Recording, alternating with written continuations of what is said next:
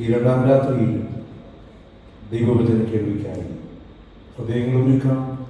ദൈവത്തിൻ്റെ വചനം നമ്മോട് സംസാരിക്കും. മത്തായി എഴുതിയ സുവിശേഷം 16-ാം അധ്യായം 13 മുതൽ 20 വരെയുള്ള പരിശുദ്ധ വചനങ്ങൾ വായിച്ചു കേൾക്കാം. മത്തായി 16-ാം അധ്യായം 13 മുതൽ 20 വരെയുള്ള. യേശു ഫിലിപ്പിന്റെ കൈസര്യയുടെ പ്രദേശത്ത് എത്തിയ ശേഷം തന്റെ ശിഷ്യന്മാരോട്, ജനങ്ങൾ മനുഷ്യപുത്രനെ ആർ എന്ന് പറയുന്നുവെന്ന് ചോദിച്ചു. ചിലർ യോഹന്നാൻ സ്നാപകൻ എന്നും, മറ്റു ചിലർ ഏലിയാവെന്നും, വേറെ ചിലർ യെരമ്യാവോ പ്രവാചകന്മാർ ഒരുത്തനോ എന്ന് പറയുന്നു എന്ന് അവർ പറഞ്ഞു. നിങ്ങളോ എന്നെ ആർ എന്ന് പറയുന്നു എന്ന് അവൻ ചോദിച്ചതിന് ശീമോൻ പത്രോസ്, നീ ജീവനുള്ള ദൈവത്തിന്റെ പുത്രനായ ക്രിസ്തു എന്ന് ഉത്തരം പറഞ്ഞു. യേശു അവനോട്, പെറയോന ശിമോനെ, നീ ഭാഗ്യവാൻ. ജഡരക്തങ്ങളല്ല, സ്വർഗസ്നായ എൻ്റെ പിതാവ് അത്രേ നിനക്കത് വെളിപ്പെടുത്തിയത്. നീ പത്രോസാകുന്നു. ഈ പാറമേൽ ഞാൻ എൻ്റെ സഭയെ പണിയും.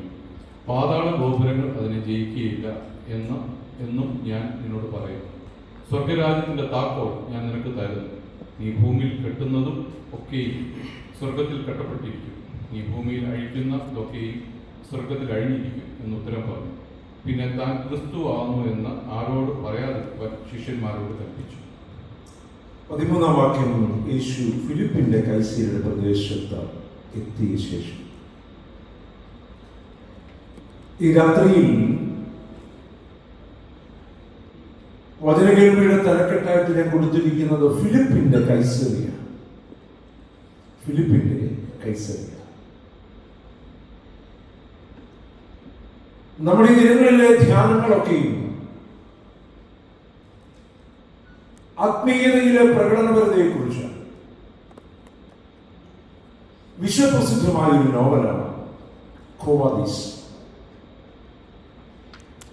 ആദ്യ നൂറ്റാണ്ടിലെ ക്രിസ്ത്യാനികളുടെ കഥ പറയുന്ന ഖോവാദീസിന്റെ കേന്ദ്ര കഥാപാത്രം പത്രോസ്. റോമാനഗരം തീവച്ച് ആ കുറ്റം മുഴുവനും ക്രിസ്ത്യാനികളുടെ മേൽ ചുമത്തി നീറോ ചക്രവർത്തി മതപീഡനം നടത്തുകയാണ്. ഈ സമയത്ത് ഒരു രാത്രിയുടെ നിലനിൽപ്പറ്റി പത്രോസ് റോമിൽ നിന്ന് പലായനം ചെയ്യുക. ഏതാണ്ട് രാജ്യത്തിന്റെ അതിർത്തി അവൻ കടക്കുവാൻ ശ്രമിക്കുമ്പോൾ ആ നോവലിൽ ഇങ്ങനെയാണ് പറയുന്നത്: ഒരു കുരിശ് തൂക്കി കർത്താവ് അവനെ എതിർപ്പെടുകയാണ്. ഒരു ഞെട്ടലോടെ പത്രോസ് ചോദിക്കുന്ന ചോദ്യമാണ്, നീ എവിടെ പോകുന്നു കർത്താവ്? കർത്താവ് പറയുന്നു, കൽവറിയിലേക്ക്. ഒരിക്കൽ കൂടെ മരിക്കാൻ പോവുകയാണ്. തലകുനിഞ്ഞു പോയ പത്രോസ് ധൃതിയിൽ കൊളോസ്യത്തിലേക്ക് നടക്കുകയാണ് മരിക്കാൻ. ഇങ്ങനെ പരാജിതനായി ഒരു വേള ഓടിപ്പോകുന്ന പത്രോസ് വീണ്ടും മരിക്കുവാൻ കൊളോസ്യത്തിലേക്ക് പോകുന്ന ഈ പത്രോസിനെ സഭയുടെ തലവനാക്കുന്ന സംഭവമാണ് സുവിശേഷത്തിൽ വായിച്ചു കേട്ടത്. എന്നെ എപ്പോഴും അലട്ടിയിട്ടുള്ള ഒരു ചോദ്യമുണ്ട്: ഈ പത്രോസിനെ എന്തിനാ സഭയുടെ ചുമതല ഏൽപ്പിച്ചത്? തള്ളിപ്പറഞ്ഞവൻ, ഒറ്റിക്കൊടുത്തവൻ, തള്ളിപ്പറഞ്ഞവൻ, കൂട്ടം വിട്ട് ഓടിപ്പോയവൻ, ഇവൻ എന്ത് യോഗ്യതയാ സഭയുടെ ചുമതല ഏൽക്കാൻ? ഒത്തിരി അലട്ടിയിട്ടുള്ള ചോദ്യമാണ്.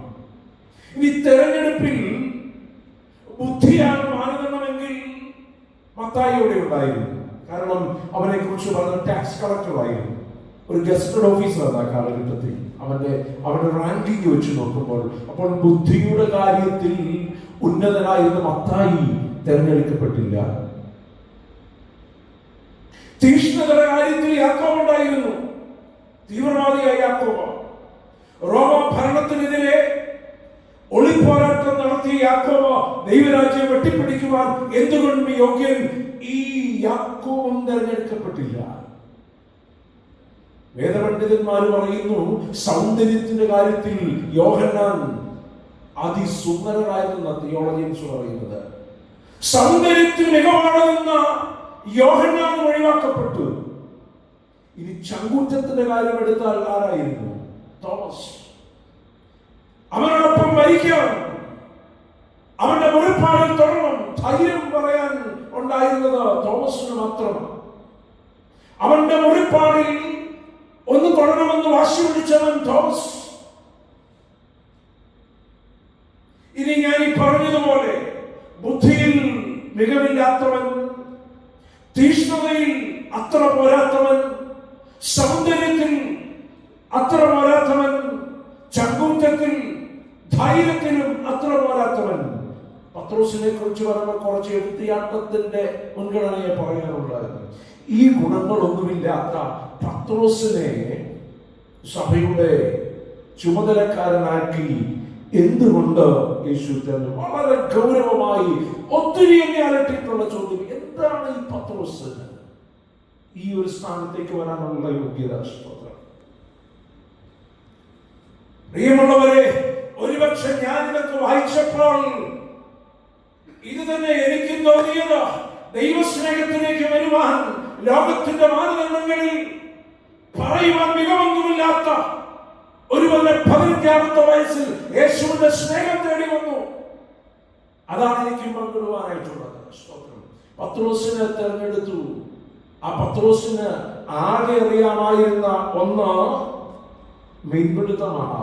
പക്ഷേ അവിടെയും 2 വട്ടം തോറ്റുപോയി. ഇതായിരുന്നു പത്രോസിന്റെ യോഗ്യത. ആകെ അറിയാവുന്ന തൊഴിലിൽ 2 വട്ടം തോറ്റ പരാജിതനായവൻ, അവനാണ് സഭയുടെ അധ്യക്ഷനായിട്ട് തീർന്നത്. സ്തോത്രം. ഇത് നമുക്കൊത്തിരി പ്രതീക്ഷ നൽകുന്നതാകട്ടോ. നിലാവുന്ന രാത്രിയിൽ കർത്താവിനെ കണ്ടപ്പോൾ വെള്ളത്തിന് മേൽ നടന്ന വിശ്വാസം കൈവിട്ട് വെള്ളത്തിന് മുങ്ങിപ്പോയവൻ, പീഡനത്തിന്റെ വർണ്ണനയിൽ യേശു സാത്താൻ എന്നെ വിട്ടു പോകാൻ പറഞ്ഞത് ഈ പത്രോസിനോട് മാത്രമാണ്. യേശു സാത്താൻ എന്ന് വിളിച്ചത് ഈ പത്രോസിനെയാണ്. വേലക്കാരി പെണ്ണിന്റെ മുമ്പിൽ ചൂടിപ്പോയ ചഞ്ചലചിത്തനായ പത്രോസ്, 3 വട്ടം തള്ളിപ്പറച്ചിലിന്റെ കഥനഭാരം പേറിയവൻ, ഉപേക്ഷിച്ച തൊഴിലേക്ക് ഞാൻ പോവുകയാണെന്ന് പറഞ്ഞവൻ, ഇങ്ങനെ ജീവിതത്തിൽ ആധുനിക ഭാഷയിൽ, യൗവനക്കാരുടെ ഭാഷയിൽ പറഞ്ഞാൽ പത്രോസിനെ കുറിച്ച് ഏറെ പണി കിട്ടിയവനായിരുന്നു പത്രോസ്. അവനെ എന്തിനാ ക്രിസ്തു തെരഞ്ഞെടുത്തത്? അവനെ എന്തിന് കർത്താവ് തെരഞ്ഞെടുത്തു? പരാജയങ്ങളുടെ കണക്കുകളല്ലാതെ പത്രോസേ, നിന്റെ പുസ്തകത്തിൽ, നിന്റെ ബുക്കിൽ നീ എന്താ എഴുതി ചേർത്തിരിക്കുന്നത്? വേലക്കാരി പെണ്ണിന്റെ മുമ്പിൽ ചൂളിപ്പോയവൻ, അറിയാവുന്ന തൊഴിൽ പരാജയപ്പെട്ടു പോയവൻ, സാത്താൻ എന്ന് വെളിപ്പേര് കിട്ടിയവൻ, നീ എന്തിനാ സഭയുടെ മേലധ്യക്ഷനായി വന്നത്? അവന്റെ ജീവിതത്തിൽ സ്വർഗപിതാവിന്റെ ഇഷ്ടം നിറവേറ്റലുകളായിരുന്നു അവന്റെ ജീവിതത്തിന്റെ ധന്യത. ഞാൻ വിഷയത്തിലേക്ക് വരട്ടെ. കൂടെ നടക്കുന്നത് യേശു തെരഞ്ഞെടുത്ത, ഒരു രാത്രി മുഴുവനും ഉറക്കളച്ച് പ്രാർത്ഥിച്ച് തെരഞ്ഞെടുത്ത ശിഷ്യഗണങ്ങളാ. ഈ ഹെഡിങ് പോലെ തന്നെ ആത്മീയതയിൽ ചിലപ്പോഴെങ്കിലും പ്രകടനപരതയുണ്ടായിരുന്നവരാ. യേശു ചോദിച്ച ചോദ്യത്തിന് മുമ്പിൽ ഉത്തരം കൊടുക്കാൻ പറ്റാതെ പോയവരാ. നമ്മുടെ 29ാമത് കൺവെൻഷനിലാണായിരിക്കുന്നത്. എത്രയോ പ്രഗത്ഭരായ ദൈവദാസന്മാരുടെ ശുശ്രൂഷകൾ കേട്ട് നമ്മുടെ കാതുകളിൽ അലച്ച വചനങ്ങളേറെ ഉണ്ടപ്പോഴും ഈ രാത്രിയിൽ ചില ചോദ്യത്തിന് മറുപടി കണ്ടത് എവിടെ വെച്ചാ? ഫിലിപ്പിന്റെ കൈസറിയയിൽ വെച്ചാ. ഇന്നത്തെ വിഷയം അതാണ്, ഫിലിപ്പിന്റെ കൈസറിയ. ഈ വിഷയത്തിലേക്ക് വരികയാണ്. യേശുവിനെയും അവന്റെ ശിഷ്യഗണത്തെയും സംബന്ധിച്ചിടത്തോളം ഒരു സുപ്രധാനമായ വെളിപ്പെടുത്തേണ്ട വേദിയായിരുന്നു ഫിലിപ്പിന്റെ കൈസറിയ.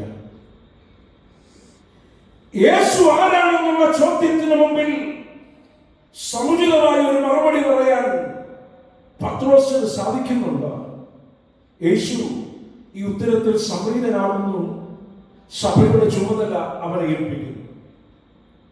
ഈ സംഭവവും നടന്ന സ്ഥലവുമെല്ലാം വളരെ, അതുകൊണ്ടാണ് ഞാൻ ഈ ചിന്തകൾക്ക് ഇങ്ങനെ കൊടുത്ത ഹെഡിങ് കൊടുത്തത് കൈസറിയ ഫിലിപ്പ്. ഇവരെത്തി നിൽക്കുന്നത് കൈസറിയ ഫിലിപ്പിലാണ്. യഹൂദന്മാരുടെ വാസഭൂമിപ്പെട്ട വിജാതീയരുടെ സ്ഥലത്തായി ഇപ്പോൾ നിൽക്കുന്നത്. ഗലീല തടാകത്തിന് 25 മൈൽ കിഴക്ക് പടിഞ്ഞാറായി ഹെരോദ അന്തിപ്പാസിന്റെ ആധിപത്യത്തിന് കീഴിലുള്ള ഒരു പ്രദേശം. ഗ്രീക്ക് സംസ്കാരത്തിൽ വലിയ സ്വാധീനമുള്ള ഈ സ്ഥലത്ത് ഈ ഫിലിപ്പിന്റെ കൈസരിക്ക് ഒത്തിരി പ്രാധാന്യങ്ങളുണ്ട്. പാൻദേവന്റെ നാമത്തിൽ ഒരു വലിയ ക്ഷേത്രമുണ്ട്. ഔഗസ്തോസ് കൈസരിൽ നിന്ന് മഹാനായ ഹെരോദാവിന് കിട്ടിയ ഒരു പ്രവിശ്യയായിരുന്നു ഈ പ്രദേശം. അപ്പോൾ തന്റെ ഉപകാരിയെ പ്രീതിപ്പെടുത്താൻ വേണ്ടി ഹെരോദാവ് പണി കഴിപ്പിച്ച വലിയൊരു പാറയിൽ തീർത്തതായ ഒരു പാൻദേവന്റെ ക്ഷേത്രം. ഈ പട്ടണത്തിന് താൻ കൊടുത്ത പേരാണ് കൈസറിയ. സ്വന്തം പിതാവിനെ പോലെ. അപ്പോൾ ഹെരോദാവിന്റെ മരണശേഷം അതിന്റെ ചുമതല വന്നത് പുത്രനായ ഫിലിപ്പിനായിരുന്നു. അപ്പോൾ ഹെരോദാവിന്റെ കാലഘട്ടത്തിൽ ഇവന്റെ ഔഗസ്തോസ് കൈസർ എന്ന മഹാനായ ഹെരോദാവിന് പ്രവിശ്യ ലഭിച്ചപ്പോൾ അവൻ പട്ടണം കൊടുത്ത പേര് കൈസറിയ. മകൻ ഫിലിപ്പ് പുതുക്കി കൊണ്ടപ്പോൾ ആ പട്ടണത്തിൽ സ്വന്തം പിതാവിനെ പോലെ തന്നെ രാജാവിന്റെ പ്രീതി കിട്ടാൻ വേണ്ടി അവനും നഗരമൊക്കെ പണിത് കഴിഞ്ഞപ്പോൾ റോമാ ചക്രവർത്തിയായ കൈസറിന്റെ പ്രീണനത്തിന് വേണ്ടി ഹെരോദാവ് നഗരത്തിന് കൊടുത്ത കൈസറിയാണ് കൊടുത്തത്. അവൻ അവന്റെ പേര് കൊടുത്തു ഫിലിപ്പിന്റെ കൈസറിയ. അങ്ങനെയാണ് ആ സ്ഥലത്തിന് ആ പേര് കിട്ടുന്നത്. എന്താണ് ഇതിന്റെ പ്രത്യേകത? അനേക മതങ്ങളുടെ സംഗമഭൂമി. പാണ്ഡവന്റെ ക്ഷേത്രത്തിന് സമീപമായി പുരാതന സിറിയൻ ദൈവമായ ബാലിന്റെ 14 ക്ഷേത്രങ്ങൾ. അനേക ക്ഷേത്രങ്ങളുടെയും അനേക ദേവീദേവന്മാരുടെയും അധികാരത്തിന്റെയും സമ്പത്തിന്റെയും സുഖസമൃദ്ധിയുടെയും ബാലാരാധനയുടെ കേന്ദ്രസ്ഥാനത്ത് നിൽക്കുമ്പോൾ, ജീവിതത്തിൽ ഒത്തിരിയേറെ ഔന്നത്യത്തിന് മധ്യത്തിൽ നിൽക്കുമ്പോൾ യേശു ചോദിക്കുന്ന ചോദ്യമാണ്, ഫിലിപ്പിന്റെ കൈസർ അധികാരത്തിൻ്റെത്, സമ്പത്തിൻ്റെത്, ആരാധനകളുടേത്, അനേക ക്ഷേത്രങ്ങളുടേത്, ധാരാളം ഔന്നത്യങ്ങൾ എണ്ണിപ്പറയുവാനുള്ള ഫിലിപ്പിൽ വെച്ച യേശുവിന്റെ ചങ്കുറയ്ക്കുന്ന ചോദ്യം, ഞാൻ നിനക്കാരാണ്? ജീവിതത്തിലെ ഒത്തിരി നന്മകൾ അനുഭവിക്കുന്ന നമ്മൾ ഈ രാത്രിയിൽ പറയണം, ക്രിസ്തു എനിക്കാരാണ്. എണ്ണിപ്പറയുവാൻ ഏറെ ഔന്നത്യങ്ങൾ കാണാം. ഞാൻ കൈയടക്കി അധികാരങ്ങളുടെ പറയാൻ കാണാം. എത്തിച്ചേർന്ന ജോലിയുടെ ഉന്നതങ്ങൾ പറയാൻ കാണാം. കുടുംബത്തിന്റെ ശ്രേഷ്ഠത പറയാൻ കാണാം. എനിക്ക് കിട്ടിയ നന്മകൾ പറയാൻ കാണാം. ഇതൊക്കെ എണ്ണി എന്റെ നേട്ടങ്ങളൊക്കെ പറയുന്ന ഫിലിപ്പിന്റെ കൈസരുടെ മധ്യത്തിൽ ചങ്കുറയ്ക്കുന്ന ചോദ്യം, ഞാൻ നിനക്കാരാണ്? ഈ രാത്രിയിൽ അതിന്റെ ഉത്തരം കണ്ടെത്താനാണ് ഫിലിപ്പിന്റെ കൈസറിയിൽ വെച്ചാ പറയുന്നത്. നമ്മുടെ ദൈവദർശനങ്ങൾക്കൊക്കെ വ്യക്തത വേണമെന്നാണ് ദൈവം ആഗ്രഹിക്കുന്നത്. പ്രിയമുള്ളവരെ, ഈ ചോദ്യം നമുക്ക് നേരെ ഉയരുന്നത് താഴ്വരകളിലല്ല, ജീവിതത്തിന്റെ പ്രതികൂലങ്ങളുടെ മധ്യത്തിലല്ല, സമൃദ്ധിയുടെയും അനുഗ്രഹത്തിന്റെയും നന്മയുടെയും ഉയരങ്ങളുടെ മധ്യത്തിൽ പറയണം, എന്റെ ക്രിസ്തു എനിക്കാരാണെന്ന് ഫിലിപ്പിന്റെ കൈസറിയിൽ ഉത്തരം കണ്ടെത്തണം. ഞാൻ നിനക്കാരാ? പലപ്പോഴും നമ്മുടെ ദൈവദർശനങ്ങളൊക്കെ പാളം തെറ്റുന്നത് എവിടെയാ? ഫിലിപ്പിന്റെ കൈസറിയല്ല. എന്റെ അധികാരത്തിന്റെയും എന്റെ സമ്പത്തിന്റെയും എന്റെ സുഖസമൃദ്ധിയുടെ കേന്ദ്രമായ ഫിലിപ്പിന്റെ കൈസറിയിലൂടെ ഞാനും നിങ്ങളുമൊക്കെ കടന്നു പോകും. ഒരു കാലഘട്ടത്തിൽ അനുഭവിച്ച ദുഃഖങ്ങളുടെയും നൊമ്പരങ്ങളുടെയും ആകുലത കണ്ണീർ അനുഭവങ്ങളിൽ നിന്ന് സ്വർഗത്തിന് ദൈവം നമ്മെ ഇതുവരെയൊക്കെ കൊണ്ടുവന്ന് എത്തിച്ചു നിൽക്കുമ്പോൾ, ജീവിതത്തിൽ നന്മകളുടെയും അനുഗ്രഹത്തിന്റെയും കൊടുമുടി കയറുമ്പോൾ, അവിടെ എന്റെ ക്രിസ്തു ആരാണെന്ന് പറയാൻ പറ്റുമോ? സ്തോത്രം. അവിടെയാണ് അവൻ ചോദിക്കുന്നത്, ഞാൻ നിനക്കാരാണ്? പലപ്പോഴും ഫിലിപ്പിന്റെ കൈസറിയ അവിടെ വെച്ചാണല്ലോ ഞാൻ നിങ്ങളുമൊക്കെ ദൈവത്തെയും മറ്റുള്ളവരെയൊക്കെ മറക്കാൻ ശ്രമിക്കുക. എന്റെ ഉന്നതിയുടെ മധ്യയാണല്ലോ ബന്ധങ്ങളിൽ അകലങ്ങൾ ഉണ്ടാവുന്നത്. എവിടെയാ? ഞാൻ ഉയർന്ന് എന്റെ സ്ഥാനമാനങ്ങളും അധികാരങ്ങളും ജീവിതത്തിന്റെ സൗകര്യങ്ങളും ഉയർന്ന് കൊടുമുടി കയറുമ്പോൾ ഞാൻ അകലങ്ങൾ സൂക്ഷിക്കും. ഒരുത്തൻ നിലവിളിക്കുന്നുണ്ടല്ലോ, അബ്രഹാം പിതാവേ, ഒരിറ്റു വെള്ളം മതി. ഇപ്പോൾ ആ ലാസറിന്റെ വിരല് മുക്കി, അന്ന് ആദ്യമായിട്ട് അവൻ പേര് വിളിക്കുന്നത് ലാസറേന്ന്. അതുവരെ അവൻ പട്ടുവസ്ത്ര ധൂമ്രവസ്ത്രധാരിയായി നിരന്തരം ആഡംബരത്തിൽ ജീവിച്ചപ്പോൾ ഈ ലാസറിനെ കാണാതെ പോയവൻ ഇതും പറയുക, ആ ലാസറിനെ ഒരു വിരലുമൊക്കെ ചെറിയ വെള്ളം തന്നാൽ ഇന്നെന്റെ എന്റെ ആവശ്യങ്ങൾ പരിഹരിക്കാം. സ്തോത്രം. നമ്മുടെ ഫിലിപ്പിന്റെ കൈസരുടെ കൊടുമുടി കയറുമ്പോൾ അകലങ്ങൾ അവിടെ പറയുന്നുണ്ട്. അബ്രഹാം പിതാവ് അങ്ങോട്ട് വരാൻ പറ്റില്ലല്ലോ. നമ്മൾ തമ്മിൽ തീർത്തതായ ഒരു ഗർത്തം, നീ ഇവരോട് സൂക്ഷിച്ച അകലങ്ങളൊക്കെ ഉണ്ടല്ലോ, അതൊരു ഗർത്തമായി തീർന്നിരിക്കുക. സ്തോത്രം. പ്രിയമുള്ളവരെ, നമ്മുടെ ജീവിതത്തിൽ നമ്മുടെ ഉയർച്ചകളിലൊക്കെയാ പലപ്പോഴും അകലങ്ങൾ ഉണ്ടാവുക. അതുകൊണ്ട് നമുക്ക് തിരുവചനം നമ്മെ ഓർമ്മിപ്പിക്കുന്നത് എന്താണെന്നറിയാമോ? നമ്മുടെ ജീവിത ദുഃഖത്തിന്റെ നെരിപ്പോടുകൾ എരിയുമ്പോഴെല്ലാം നമുക്കൊരു താങ്ങരത്തിന്റെ ഒരു നെഞ്ചിന്റെ ഇളച്ചൂട് ആവശ്യമുണ്ട്. കാത്തിരിക്കുന്ന ഒരു ക്രിസ്തുവുണ്ട്. എന്നെയും നിങ്ങളെയും സ്നേഹിപ്പാൻ നമ്മുടെ ദൈവദർശനങ്ങളുടെ വ്യക്തത തീവ്രതകൾ ചോദ്യം ചെയ്യപ്പെടുന്നത് ഈ ഫിലിപ്പിന്റെ കൈസരിയില്ല. ഏകാന്ത ദുഃഖങ്ങളുടെ ഗതസമനങ്ങളിലല്ല, രൂപാന്തരത്തിന് മിന്നുന്ന അനുഭവങ്ങൾ വെളിപ്പെടുത്തുന്ന അറിവുമലയുമല്ല, അതിശയങ്ങൾ വാരി വിതറുന്ന നസറേത്തിന്റെ തീരങ്ങളിലുമല്ല, മറിച്ച് പൊന്നു സുഹൃത്തെ, ജീവിതത്തിന്റെ സമ്പത്തിന്റെയും അധികാരത്തിന്റെയും സിദ്ധിവൈഭവങ്ങളുടെയും മതിമറന്ന് ജീവിക്കുന്ന ഫിലിപ്പിന്റെ കൈസരയിൽ പറയണം, ഞാൻ നിനക്കാരാണ്. അവിടെയാണ് പ്രകടിപ്പിക്കുന്ന ആത്മീയതയല്ല. സ്തോത്രം. ഞാനും നിങ്ങളുമൊക്കെ അവരുടെ മുമ്പിൽ അഭിനയിക്കുന്ന കാഴ്ചപ്പാടുകളല്ല. സ്തോത്രം. ഹൃദയത്തിൽ നിന്ന് അകത്തുനിന്ന് പുറത്തേക്ക് വരണം. ഈ ക്രിസ്തുവെ കർത്താവ് ഈ രാത്രിയിൽ ഈ കൺവെൻഷൻ ഉണ്ടാകുന്നതിൽ ആവശ്യപ്പെടുകയാണ്. പൊന്നു സഹോദരന്റെ പൊന്നുകൂടെ പുറപ്പേ, ക്രിസ്തു ആരാണെന്ന് ഫിലിപ്പിന്റെ കൈസറിയ നമ്മോട് ആവശ്യപ്പെടുകയാണ്. അതേ പ്രിയമുള്ളവരെ, ഈ പ്രസംഗപീഠത്തിലോ ആൾക്കൂട്ടങ്ങളിൽ വെച്ച് പറയുന്നതിനപ്പുറമായി ക്രിസ്തുവിനെ കുറിച്ച് എനിക്ക് ചില വ്യക്തതകൾ ഉണ്ടാകണം. കുറഞ്ഞപക്ഷം തോമസിനെ പോലെയെങ്കിലും പറയണം. ചങ്കുവയ്ക്കുന്ന വാക്ക് my lord and my god, എന്റെ കർത്താവേ, എന്റെ ദൈവമേ.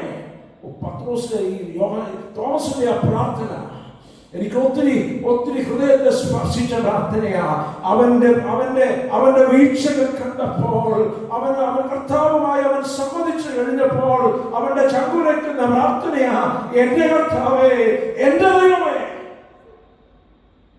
യേശുവിന്റെ ശുശ്രൂഷയുടെ നിർണായക ഘട്ടമാണ് ഈ ഫിലിപ്പിന്റെ കൈസരിയിൽ യേശു വന്നു എന്ന് പറയുമ്പോൾ വളരെ നിർണായകമായ ഘട്ടമാണ്. എന്താണത്? അടുത്തത് സംഭവിക്കുക. യേശു അവിടെ വെച്ച് പറയാണ്, നമുക്ക് യെരൂശലേമിലേക്ക് പോകാം. കാത്തിരിക്കുകയാ പീഡാനുഭവങ്ങൾ, മരണം. യേശു ഈ ചോദ്യം എന്തിനാ ചോദിച്ചെന്നറിയാമോ? ഇനി മരണവും തന്റെ കഷ്ടപ്പാടുകളും ഒക്കെയാ. അതിനു മുൻപേ 3 വർഷം കൂടെ നടന്നവര് എന്നെ അറിഞ്ഞിട്ടുണ്ടോ എന്നുള്ള ഒരു ചോദ്യമാണ്. യേശുവിന് അങ്ങനെ ചോദ്യം ചോദിക്കേണ്ട. ഇനി തന്റെ പീഡാനവും മരണവുമാ പറയും, നമുക്ക് യെരൂശലേമിലേക്ക് പോകാം. അതിനു മുൻപ് ഇവരെന്നെ അറിഞ്ഞോ? ഞാൻ ശുശ്രൂഷ ചെയ്ത ജനം എന്നെ മനസ്സിലാക്കിയോ? ഇത് യേശുവിന്റെ ഒരു ചോദ്യമാണ്. സ്തോത്രം. ഹല്ലേലൂയ. നമ്മുടെ സഭയിൽ ദുഃഖത്തിന്റെ നെരിപ്പൊളിയാണല്ലോ. ഒരു യൗവനക്കാരന്റെ ഭൗതിക ശരീരം നാളെ ഇവിടെ നിന്ന് നാട്ടിലേക്ക് അയക്കുന്ന ആ നൊമ്പരവേളകൾ താണ്ടുന്ന ഒരു സഭയുടെ അന്തരീക്ഷമാണല്ലോ. സ്തോത്രം. ചില സൂചനകളാ തരുന്നത്. ദൈവം തരുന്ന അവസരങ്ങളാ ഓരോ ദിനവും. ഫിലിപ്പിന്റെ കൈസരിയിൽ ഉത്തരം കണ്ടെത്തണം. സ്തോത്രം. തന്റെ ശിഷ്യന്മാരോട് കർത്താവ് ചോദിക്കുക, പരീക്ഷന്മാരും സദൂക്യരും സ്വർഗത്തിന് അടയാളം അന്വേഷിച്ച് അവരുടെ വിശ്വാസത്തിന്റെ പുളിമമായിട്ടാണ് പറയുന്നത്. അതിനുശേഷം കർത്താവിന്റെ ആദ്യത്തെ ചോദ്യം, ഒന്നാമത്തെ ചോദ്യം ഇതാണ്. ഫിലിപ്പിന്റെ കൈസരിയിൽ യേശുവിന്റെ ആദ്യ ചോദ്യം ഇങ്ങനെ പറയുന്നു. 13-ാം വാക്യം, ഫിലിപ്പിന്റെ കൈസരിയിൽ എത്തിയ ശേഷം യേശുമാരുടെ ജനങ്ങൾ മനുഷ്യപുത്രനെ ആർ എന്ന് ചോദിച്ചു. ഒന്നാമത്തെ ചോദ്യം, Who do people say the Son of Man is? ഞാൻ മറ്റുള്ളവർക്കാണ്. ഇവരുടെ ജീവിതത്തെ സ്വാധീനിക്കുന്ന, അല്ലെങ്കിൽ ആരുടെയും ജീവിതത്തെ നേതൃത്വ സ്ഥാനത്തിരിക്കുന്നവരെയൊക്കെ ഒരു വലിയ പ്രതിസന്ധി. അവരെപ്പോഴും അന്വേഷിക്കും, എങ്ങനെയുണ്ട് എൻ്റെ പ്രവർത്തനങ്ങൾ അല്ലെ? അതെപ്പോഴും നമ്മൾ നേതൃത്വ സ്ഥാനത്തിരിക്കുന്നവരൊക്കെ എപ്പോഴും അവരെന്തു പറയും അല്ലേ? ഈ അവരെന്ന് പറഞ്ഞ ആരാ? ജനം. ഇന്നാണെങ്കിൽ സർവേ എടുക്കാൻ പറ്റും, റാൻഡമായിട്ടുള്ള പല കാര്യങ്ങളൊക്കെ ചെയ്ത് അഭിപ്രായം മനസ്സിലാക്കാൻ പറ്റും. ഇവിടെ യേശു ഇവരോട് ചോദിക്കുകയാ, ഈ പൊതുജനങ്ങൾ എന്നെ കുറിച്ച് എന്താ പറയുക? ജനങ്ങളുടെ സങ്കല്പങ്ങൾ എന്താണ്? അത് ഇവർ പറയാൻ ശ്രമിക്കുക. അപ്പോൾ ഫിലിപ്പിന്റെ കൈസറിയിൽ ആദ്യത്തെ ചോദ്യം ഇതാണ്, നമ്മൾ ആരാധിക്കുന്ന സമൂഹത്തിന്, നമ്മുടെ മഹായിടവകയ്ക്ക് വെളിയിലുള്ള ഏറ്റവും വലിയൊരു കോൺഗ്രിഗേഷനാണ് നമ്മുടെ ഈ സഭ. ദീർഘവർഷങ്ങളായി ഇവിടെ ദൈവത്തെ ആരാധിക്കുമ്പോൾ, ഞാൻ ഇവിടുത്തെ 2003 2016 2 ആരാധനകൾ വന്ന് പ്രസംഗിച്ചു. ഇവിടെ നമ്മുടെ ചെറിയ പ്രാരംഭകാലത്ത് സഭയായിരുന്നപ്പോഴും ഈ സഭയായപ്പോഴും 2 പ്രാവശ്യം വന്ന് ആരാധനയിൽ പ്രസംഗിച്ചത് ഞാൻ ഓർക്കുന്നുണ്ട്. നിങ്ങളുടെ വിശ്വാസ സമൂഹം വളരുന്നത് കാണുന്നതിനേറെ സന്തോഷമുണ്ട്.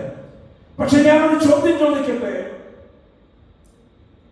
നമ്മൾ ആത്മീയമായും ഭൗതികമായും ഒക്കെ നാം വളരുമ്പോൾ, സഭ വളരുമ്പോൾ, ഈ സമൂഹത്തിൽ നമ്മെ കുറിച്ച് എന്ത് പറയാനുണ്ട്?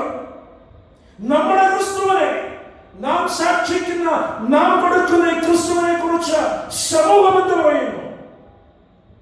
നമുക്ക് എന്ത് കൊടുക്കാൻ പറ്റി സമൂഹത്തിന്?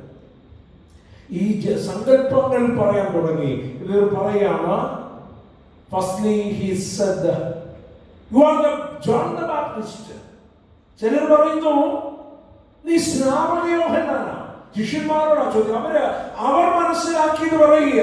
മറ്റുള്ളവരുടെ കൂടെയൊക്കെ നടക്കുമ്പോൾ ഇവരിങ്ങനെ കേട്ടു യേശുവിനെ കുറിച്ച് പലരുടെയും സംസാരങ്ങൾ. ഒന്നാമത്തത് ജോൺ ദ ബാപ്റ്റിസ്റ്റ്. അതെന്തിനാ അത് പറഞ്ഞത്? ആരാ? യേശുവും യോഹന്നാനുള്ള ബന്ധമെന്താ? ഇവർ യോഹന്നാനെ സൂക്ഷിച്ചു നോക്കി, യേശുവിനെ നോക്കി. യേശുവിനെ നോക്കിയപ്പോൾ വലിയ ധാർമ്മികത വക്താവായിരുന്നു യോഹന്നാൻ. യോഹന്നാന്റെ പ്രസംഗം മാനസാന്തരപ്പെട്ട് സുവിശേഷത്തിൽ വിശ്വസിക്കാൻ. നിങ്ങൾ ശ്രദ്ധിച്ചിട്ടുണ്ടോ? യേശുവിന്റെയും യോഹന്നാന്റെയും മാനസാന്തര പ്രസംഗത്തിന്റെ വ്യത്യാസം മനസ്സിലായിട്ടുണ്ടോ?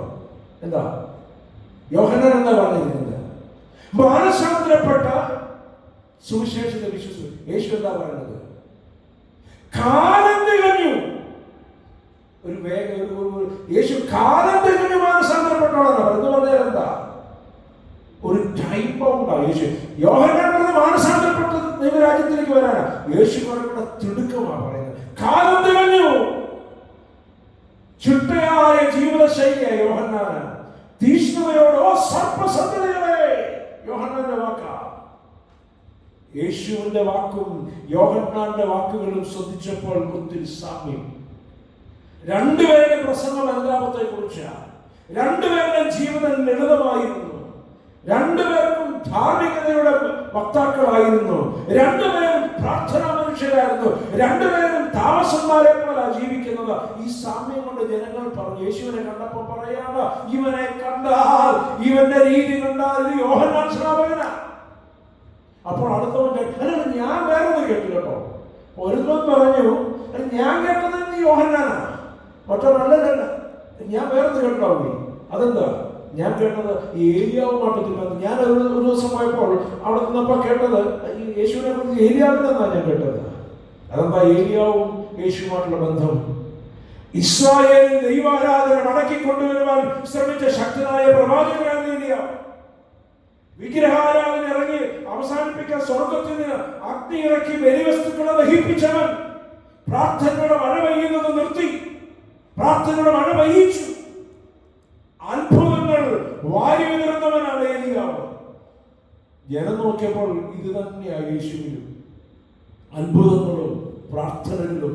ചില ആൾക്കാരുടെ നോട്ടത്തിൽ യേശുവിന് ഏലിയാവുമാണ് ഒത്തിരി സാമ്യം. പറഞ്ഞു ഇവൻ ഏലിയാവ്. അപ്പോഴെ വേർത്തങ്ങൾ നിങ്ങൾ ഇതാണ് കേട്ടത്, ഞാൻ വേറെ കേട്ടതേ. ഇരമ്യാവ്. എന്താ യേശു ഇരമ്യാവുമായിട്ടുള്ള ബന്ധം? ശക്തനായ പ്രവാചകൻ ഇരമ്യാവ്. യേശുവിനെ പോലെ ഏറെ സമയം എന്താ പറയുന്നത്? ജനിക്കുന്നതിന് മുൻപേ പരിശുദ്ധാത്മാവിനാൽ വിശുദ്ധീകരിക്കപ്പെട്ടവനാണ് ഇരമ്യാവ്. യേശുവിന് ഇരമ്യാവിന് ഒത്തിരി സാമ്യം. രണ്ടുപേരും ജനനത്തിന്റെ മുമ്പ് തന്നെ പരിശുദ്ധാത്മാവിനാൽ അമ്മയുടെ ഉദരത്തിൽ വെച്ച് വിശുദ്ധീകരിക്കപ്പെട്ടു. ജനതകളുടെ പ്രവാചകനായി, കണ്ണീരിന്റെ പ്രവാചകനായി ഈ അഭിഷേകം ചെയ്യപ്പെട്ടവനാണ് ഇരമ്യാവ്. അവൻ പ്രവാചകനെ നിലകൊണ്ടതുകൊണ്ട് ശാരീരികവും മാനസികമായിട്ടും ഒത്തിരി കഷ്ടം അനുഭവിച്ചാണ് ഇരമ്യാവ്. മറ്റൊന്ന് പറഞ്ഞിട്ടുണ്ടായിരുന്നു, മശിഹായുടെ ആഗമനത്തിന് മുമ്പ് ഇരമ്യാ പ്രവാചകൻ പ്രത്യക്ഷപ്പെടുമെന്നുള്ള ഒരു പ്രതീക്ഷ അവർക്കുണ്ടായിരുന്നു. മശിഹ വരുന്നതിന് മുമ്പ് ഇരമ്യാവ് പ്രത്യക്ഷപ്പെടും. അങ്ങനെ വിവിധ സങ്കല്പങ്ങൾ കൊണ്ട് ഞാൻ പറഞ്ഞല്ലോ, യോഹന്നാൻ സ്നാപകനുമായിട്ട് മാനസാന്തരത്തിന്റെ പ്രസംഗം യേശു, അത് സാമ്യം. രണ്ടാമത് ഞാൻ ഓർമ്മിപ്പിച്ച ഏലിയാവ് രണ്ടുപേരും അത്ഭുതങ്ങളുടെ മനുഷ്യന്മാര്. ഇരമ്യാവ് രണ്ടുപേരും ജനനത്തിന് മുമ്പേ ആത്മാവിനാൽ അഭിഷേകം ചെയ്യപ്പെട്ടവർ. ഇവരൊക്കെ ഇവരുടെ ധാരണകളൊക്കെയാണ് പറഞ്ഞത്. എന്നാൽ എന്റെ സങ്കടമാണ്, ഞാൻ വായിച്ചപ്പോൾ ആർക്കും ഏലിയാവല്ലായിരുന്നു, യോഹന്നാനല്ലായിരുന്നു, ഇരമ്യാവല്ലായിരുന്നു യേശു. അവൻ മാനസാന്തരത്തിലെ പ്രസംഗം ഇക്കാലമത്രേ 3.5 വർഷം പ്രസംഗം നടത്തിയിട്ടും ജനത്തിനും മനസ്സിലാകാതെ പോയി ഇവൻ ആരാണെന്ന്. അതാ ഇവർ പറഞ്ഞത്. സ്തോത്രം. ഐശ്വര്യമുള്ളവരെ, ഏറെ ആത്മനിറവോടെ പ്രവർത്തിച്ചിട്ടും തിരിച്ചറിവുകൾ നഷ്ടപ്പെട്ടിടത്ത് ശരിയായ അറിവുകൾ ഉണ്ടാവണം. ഈ രാത്രിയിൽ നാം ഏറെ സുവിശേഷം കേട്ടവരാ, അതിലപ്പുറം ഏറെ സുവിശേഷം കൊടുത്തവരാ. നാം പാർക്കുന്ന ഇടങ്ങളിൽ ക്രിസ്തു ഇവർക്കാരാ, ഈ ജനത്തിനാരാണ്. നമ്മെ സംബന്ധിച്ചിടത്തോളം നമ്മുടെ ധാരണകളും സങ്കല്പങ്ങൾക്കും ഒക്കെ അനുസരിച്ചാണ് ക്രിസ്തുവിനെ എന്റെ ഉള്ളിൽ ഞാൻ കോറിയിട്ടിരിക്കുന്നത്. എന്റെ ധാരണകൾക്കും ഇഷ്ടങ്ങൾക്കും അനുസരിച്ച് ഞാൻ എന്റെ ക്രിസ്തുവിനെ രൂപപ്പെടുത്തിയിരിക്കുക. അല്ല വാത്സല്യമുള്ളവരെ, എന്റെ ക്രിസ്തുവിനെ കുറിച്ച് കൃത്യതയോടുകൂടുള്ള അറിവുണ്ടാവണം. കൃത്യമായ ധാരണകൾ ഉണ്ടാവണം. ഞാൻ ചൈനയിലെ ചക്രവർത്തി ഒരു കഥ ഇങ്ങനെ വായിച്ചു. ചൈനയിലെ ഒരു ചക്രവർത്തി, അവിടുത്തെ ഒരു രീതി ഉണ്ടായിരുന്നു. അനുദിന ജീവിതം രേഖപ്പെടുത്താൻ 12 ഉന്നത ഉദ്യോഗസ്ഥന്മാരെ നിയോഗിച്ചിട്ടുണ്ട്. അപ്പോൾ അവരുടെ ജോലി എല്ലാ ദിവസവും ഒരുമിച്ച് ചേർന്ന് അന്നന്ന് നടന്ന പ്രധാനപ്പെട്ട കാര്യങ്ങൾ അവർ എഴുതി അവർ ബോക്സിനകത്ത് നിക്ഷേപിക്കും. ചക്രവർത്തി മരിച്ചു കഴിയുമ്പോൾ ഈ രേഖപ്പെടുത്തിയതെല്ലാം കൂടെ എടുത്ത് വെച്ച് കാലശേഷമേ തുറക്കത്തുള്ളൂ. അത് വായിച്ചിട്ടാണ് ചക്രവർത്തിയെ കുറിച്ചുള്ള ചരിത്രം എഴുതുന്നത്. ഇങ്ങനെയാണ് അവിടുത്തെ പാരമ്പര്യം. ഒരു സ്വച്ഛാധിപതിയായ ചക്രവർത്തി രാജ്യം ഭരിച്ചപ്പോൾ അദ്ദേഹത്തിന് തോന്നി, എനിക്കൊന്ന് അറിയണം എന്നെ കുറിച്ച് എന്താണ് എഴുതുന്നത്. നാളെ ഇവരെ സംഭവിച്ചിട്ടില്ലാത്തൊരു കാര്യമാണ്. അദ്ദേഹം ഇത് തുറക്കാൻ ആവശ്യപ്പെട്ടു. അപ്പോൾ അദ്ദേഹം വിവരങ്ങൾ കണ്ടപ്പോൾ ക്രുദ്ധനായി. അദ്ദേഹം ചെയ്ത ദുഷ്പ്രവൃത്തികളെല്ലാം അവൻ അതേ ദിവസങ്ങൾ എഴുതി, സത്യസന്ധതയുള്ള കാര്യങ്ങൾ എഴുതുന്നത്. അദ്ദേഹം ക്രുദ്ധനായി ഈ 12 പേരിലെ തലവന്റെ തലവെട്ടി. അന്ന് അവർ കൗൺസിൽ കൂടി ഇന്ന് ചക്രവർത്തി പെട്ടി തുറപ്പിച്ചു. കൗൺസിൽ അധ്യക്ഷന്റെ തലവെട്ടി. അടുത്ത ദിവസം പെട്ടി തുറന്നപ്പോൾ തലേ ദിവസത്തെ സംഭവത്തെ അപലപിച്ചിരിക്കുന്നു. രണ്ടാമത്തെ തലവെട്ടി. രണ്ടാമത്തെ ദിവസവും എഴുതി. 2-ാം ദിവസവും ചക്രവർത്തി അധ്യക്ഷന്റെ തലവെട്ടി. 3-ാമനും അത് തന്നെ സംഭവിച്ചു. 4-ാമന്റെ ഊഴമായപ്പോൾ അവിടെ അതേ സംഭവിക്കൂ. അവൻ ഒരു അടിമയെ കൊണ്ട് ശവപ്പെട്ടിയും എടുത്തുകൊണ്ടാണ് ചക്രവർത്തിയുടെ അടുക്കലേക്ക് വരുന്നത്. അവൻ പറയുന്നു, അങ്ങേക്ക് കാണുന്ന മരണത്തെ ഞാൻ ഭയപ്പെടുന്നില്ല. ഈ ശവപ്പെട്ടിയും എന്റെ തലയിൽ അങ്ങേ മുമ്പിൽ ഞാൻ കാഴ്ചവെക്കും. പക്ഷേ ഒരു സത്യം മറച്ചു വെക്കാൻ കഴിയില്ല. അങ്ങേ കുറ്റപ്പെടുന്ന ഒരു ശബ്ദം എന്നും ഇവിടെ ഉണ്ടാകും. സത്യസന്ധരായ മനുഷ്യരെ വകവരുത്ത് ക്രൂദ്ധനായ സ്വച്ഛാധിപതിയോടൊത്ത് ജീവിക്കുന്നതിനേക്കാൾ മരിക്കാൻ ഞാൻ ഇഷ്ടപ്പെടുന്നു. അത് അദ്ദേഹം പറഞ്ഞു. അയാളുടെ ധീരത കൊണ്ട് ചക്രവർത്തി അയാളെ വിട്ടയച്ചു. കൗൺസിൽ എന്തു രേഖപ്പെടുത്തുന്നു എന്നതിനെ കുറിച്ച് ആശങ്കയില്ലാതെ പിൽക്കാലം ജീവിച്ചു എന്നാണ് ആ ചരിത്രത്തിൽ ഞാൻ ഇങ്ങനെ വായിച്ചത്. ക്രിസ്തു ഇവിടെ ചോദിക്കുക, എന്നെ കുറിച്ച് മറ്റുള്ളവര് എന്തു പറയുന്നു? തനിക്കെതിരായി മനുഷ്യർ വല്ലതും പറയുന്നുണ്ടോ എന്നാൽ ഈ അസഹിഷ്ണുത ചോദ്യമായിരുന്നില്ല, അങ്ങനത്തെ അന്വേഷണമായിരുന്നില്ല. പ്രത്യുത എന്തായിരുന്നു? കഴിഞ്ഞ 3.5 വർഷം സുവിശേഷം വാരി വിതറിയിട്ടും ഈ ജനം എങ്ങനെ എന്നെ തിരിച്ചറിഞ്ഞു? ഇനി എന്റെ മുൻപിൽ ചുരുങ്ങിയ ദിനങ്ങൾ മാത്രം, അതേ കഷ്ടതകളും ക്രൂശീകരണവും മരണവും അടക്കമൊക്കെ നടക്കുവാനിരിക്കുമ്പോൾ ഈ ജനത്തിന് എങ്ങനെ എന്റെ സുവിശേഷം അറിയുവാൻ സാധിച്ചു, എങ്ങനെ എന്നെ മനസ്സിലാക്കി എന്ന് അറിയുവാനായിട്ടുള്ള ഒരു അന്വേഷണമായിരുന്നു അത്. പക്ഷേ നിരാശയായിരുന്നു ഫലം. അവർ പറഞ്ഞു, ഏലിയാവാണ്, യോഹന്നാനാണ്, ഇരമ്യാവെന്ന് പറഞ്ഞു. അതിലുപുറം ഫിലിപ്പിന്റെ കൈസറിയയിൽ കൃത്യതയോടൊന്നും പറയാൻ പറ്റിയില്ല. സ്തോത്രം. രണ്ടാം ഭാഗത്തേക്ക് പോകട്ടെ. ആദ്യ വിചാരമല്ല, നാം ആരാധിക്കുന്ന ഈ സമൂഹത്തിന്റെ ചുറ്റുപാടുകളിൽ നമ്മുടെ ക്രിസ്തു ആരാണ്? നമുക്ക് എന്താണ് ക്രിസ്തുവിനെ, എങ്ങനെയാണ് ക്രിസ്തുവിനെ സമ്മാനിക്കാൻ കഴിഞ്ഞിട്ടുള്ളത് നമ്മുടെ ശുശ്രൂഷകളിലൂടെ?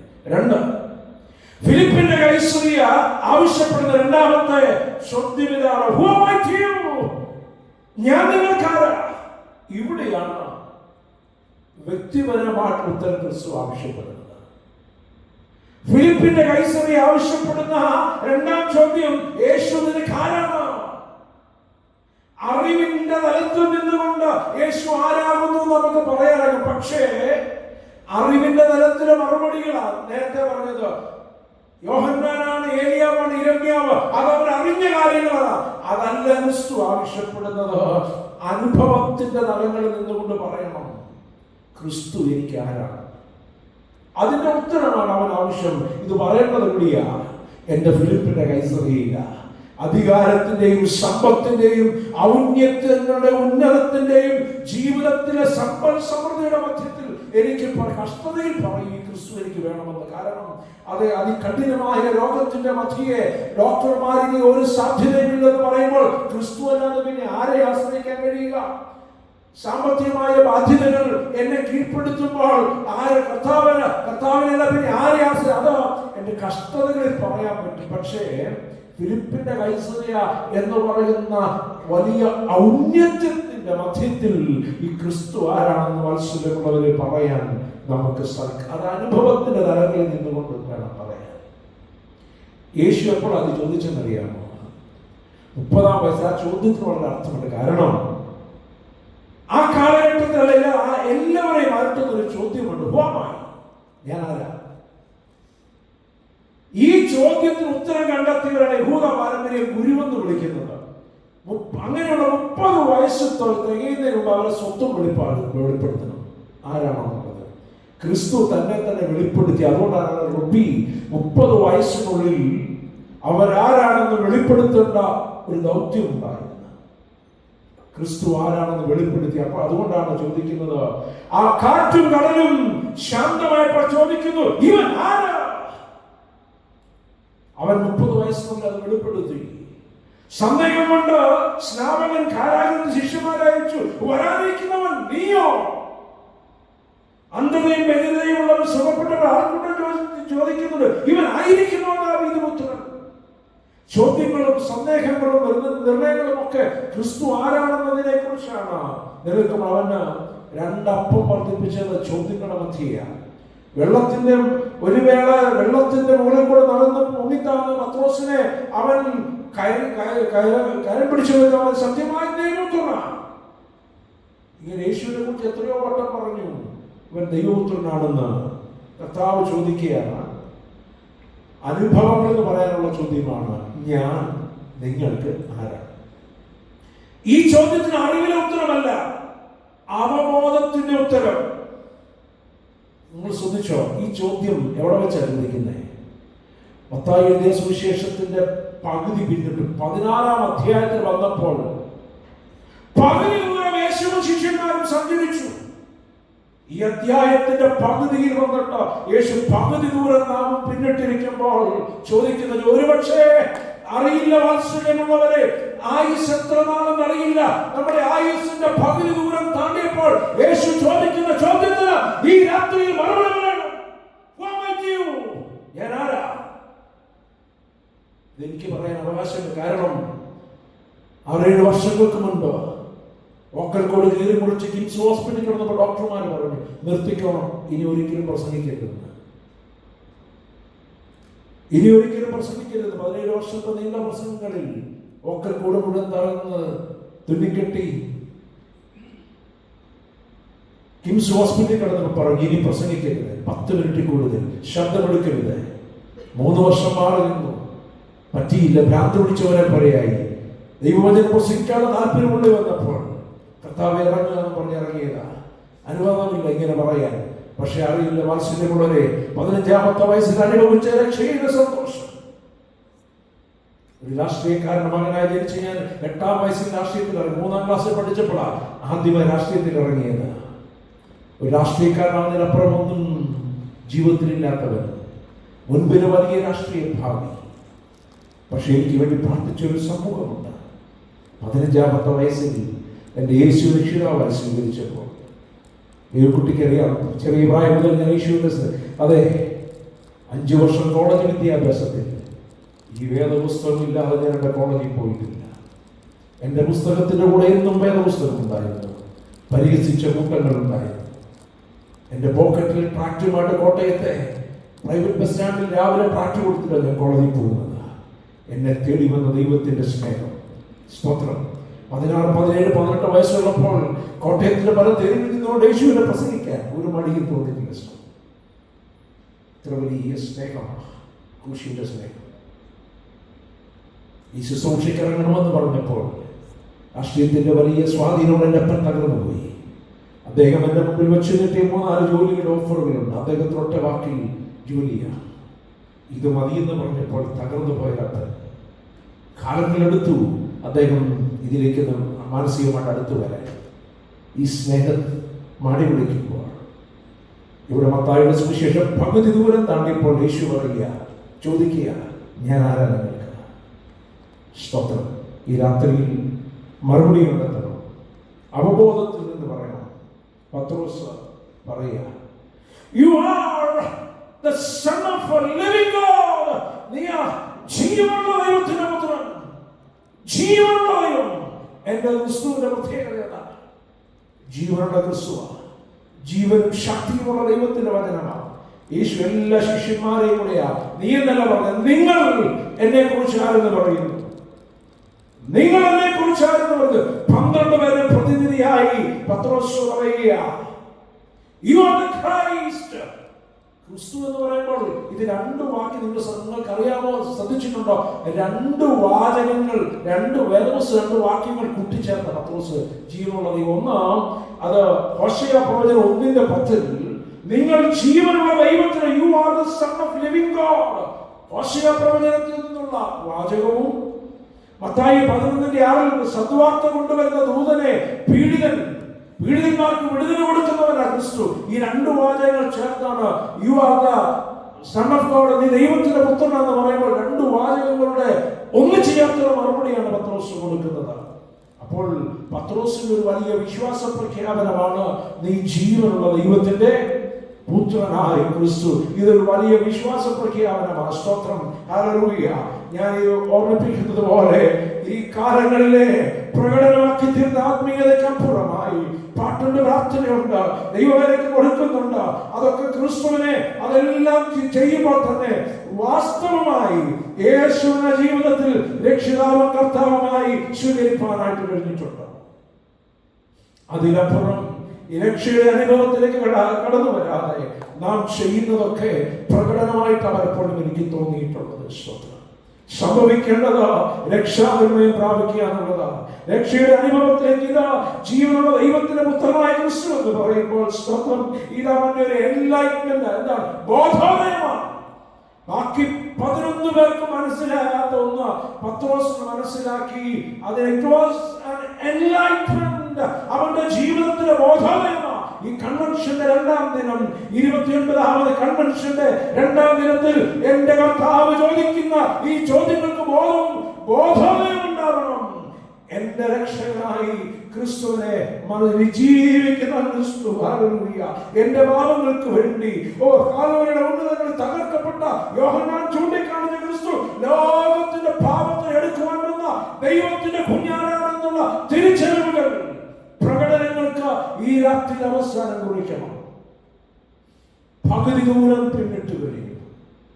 നമ്മുടെ ആയുസ്സിന്റെയും ജീവിതത്തിന്റെ നാഴികകളുടെയും ഒക്കെ ഒത്തിരി പിന്നിടലുകൾ കഴിയുമ്പോൾ മാനുഷികമായ ഒരു അറിവ് നേടലല്ലായിരുന്നു, മനുഷ്യന്റെ ഒരു നിയമനത്താലല്ല. ഇതിന് പറയുന്നത് അപ്പോക്കാലിപ്സ്. തിയോളജിക്കൽ ടേംസിൽ പറയുന്നത് എന്താണ്? എന്താണ് അപ്പോക്കാലിപ്സ്? അതൊരു റിയലൈസേഷൻ മാത്രമല്ല. കാലിപ്റ്റോ എന്ന് പറഞ്ഞാൽ എന്താണ്? മൂടി വെക്കുക. അപ്പോക്കാലിപ്റ്റോ എന്ന് പറഞ്ഞാൽ മൂടി തുറക്കുക. സ്തോത്രം. ഈ രാത്രി മൂടി തുറക്കപ്പെടണം. എന്റെ അറിവുകൾ ഇതുവരെ ഉണ്ടായിരുന്നതിനപ്പുറമായി മൂടികൾ തുറക്കണം. കൃത്യതയോടുകൂടെ യേശുവിനെ രക്ഷിതാവായി സ്വീകരിക്കാനായിട്ട് നമുക്ക് സാധിക്കണം. നമ്മിൽ മൂടപ്പെട്ടിരിക്കുന്ന ദൈവ ചൈതന്യത്തിന്റെ മൂടി തുറക്കലാണ്. ക്രിസ്തുവിനോടുണ്ടായ ദൈവത്തിന്റെ വെളിപ്പെടുത്തലുകൾക്കുള്ള ഉത്തരമാണ് പറയുന്ന ജീവനുള്ള ദൈവത്തിന്റെ പുത്രനായ ക്രിസ്തു. സ്തോത്രം. ഇതൊരു അവബോധമാണ്, ഒരു അവബോധമാണ്. എന്റെ ക്രിസ്തുവിനെ കുറിച്ചുള്ള അവബോധം. സ്തോത്രം. ഇതാണ് ഈ തിരിച്ചറിവ് ഒരു സഭയുടെ രൂപീകരണത്തിലേക്കൊക്കെ എത്തപ്പെട്ടത്. ഞാൻ പറഞ്ഞല്ലോ, എല്ലാ അർത്ഥത്തിലും തോറ്റുപോയ പത്രോസ്, മറ്റു ശിഷ്യന്മാരുടെ ഒന്നും മിടുക്ക് പറയാനില്ലാത്ത പത്രോസ് ഇത് പറഞ്ഞതല്ല. അവന്റെ ബോധ്യം മറ്റു 11 പേർക്കും ഉണ്ടാവാത്ത ബോധ്യമാണ്. സ്തോത്രം. അതുകൊണ്ട് വാത്സല്യമുള്ളവർ, ഈ ചോദ്യം വ്യക്തിപരമാണ്. മറ്റു പലർക്കും ഇല്ലാത്ത ചില ബോധ്യങ്ങൾ നമുക്കുണ്ടാവണം ക്രിസ്തുവിനെ കുറിച്ച്. ഈ ക്രിസ്തുവിനെ ഞാൻ എങ്ങനെ മനസ്സിലാക്കിയിരിക്കുന്നു? സ്തോത്രം. ഫിലിപ്പിന്റെ കൈസരിയിലെ പഴയ ചോദ്യം പിന്നെയും വരികയാ. എന്റെ യാത്രകളുടെ ജീവിതത്തിൽ ഇടയ്ക്കിടയ്ക്ക് ഈ ചോദ്യം ഈ ഫിലിപ്പിന്റെ കൈസരിയിൽ എന്നോട് ചോദിക്കാറുണ്ട്. സ്തോത്രം. ക്രിസ്തു ആരാ? നമ്മളിങ്ങനെ ഔന്നത്യത്തിൽ വർഷങ്ങൾക്ക് മുൻപ് ഞാനൊരു വലിയൊരു മീറ്റിംഗിൽ പ്രസംഗിച്ചുകൊണ്ടിരിക്കുകയാണ്.